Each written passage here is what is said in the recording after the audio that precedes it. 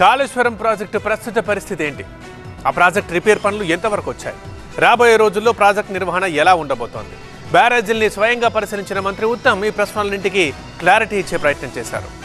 అన్నారం, మేడిగడ్డ, సుందిళ్ల బ్యారేజీ repair పనులు అనుకున్నంత వేగంగా జరగడలేదన్నారు మంత్రి ఉత్తమ్ కుమార్ రెడ్డి. బ్యారేజీ మరమ్మత్తు పనులను ఉన్నతాధికారులతో కలిసి పరిశీలించారు. నిర్దేశించిన లక్ష్యం మేరకు పనులు జరగడం లేదని అసంతృప్తి వ్యక్తం చేశారు. వర్షాకాలం వస్తుండటంతో శరవేగంగా పనులు చేపట్టి ప్రాజెక్టు వినియోగంలోకి తీసుకురావాలని ఏజెన్సీలను ఆదేశించారు ఉత్తమ్.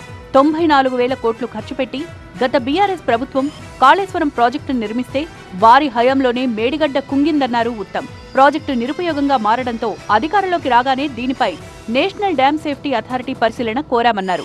మేడిగడ్డ కుంగినప్పుడే నీళ్లు కిందికి వదిలితే డ్యామేజ్ ఇంతగా ఉండేది కాదని NDSA చెప్పిందన్నారు Uttam.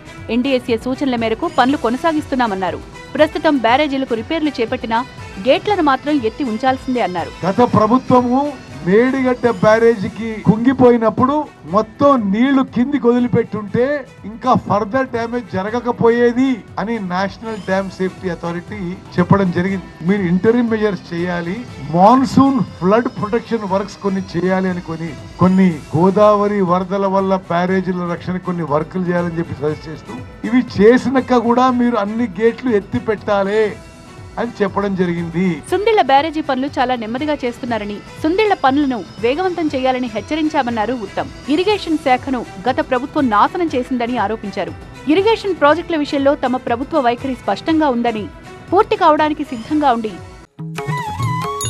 ముచ్చింతల్లోని statue of equality ఆధ్యాత్మిక కేంద్రంలో Ilaiyaraaja live in concert. Samatha Ilayaragam June 8 సాయంత్రం 6 గంటల నుంచి. Book your tickets on book my show.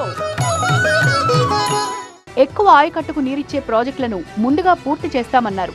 A project అయితే పూర్తి చేయడానికి దగ్గరుందో, తక్కువ ఖర్చుతో ఎక్కువ ఆయకట్టు సాగులోకి తీసుకురాగలుగుతామో దానికి ప్రయారిటీ ఇస్తాం.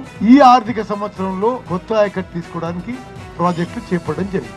విజిలెన్స్ రిపోర్ట్ ఆధారంగా గతంలో ఉన్న ఇంజనీరింగ్ అధికారులను తొలగించామన్న మంత్రి ఉత్తమ్, జ్యుడిషియల్ విచారణ రిపోర్ట్ ఆధారంగా తదుపరి చర్యలు ఉంటాయన్నారు. తుమ్మిడిహట్టి కట్టుంటే ఇంతకన్నా తక్కువ ఖర్చుతో ఎక్కువ ఆయకట్టుకు నీళ్లొచ్చేవని మరోసారి స్పష్టం చేశారు.